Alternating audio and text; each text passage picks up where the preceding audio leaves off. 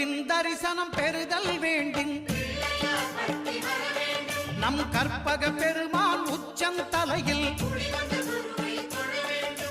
குருவின் தரிசனம் பெறுதல் வேண்டும். நம் கற்பக பெருமான் உச்சந்தலையில்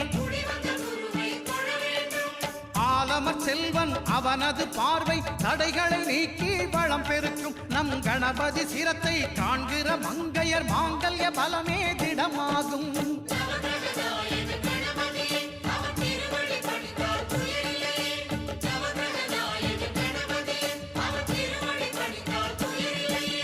ஒன்பது கோளும் ஒன்றாய் காண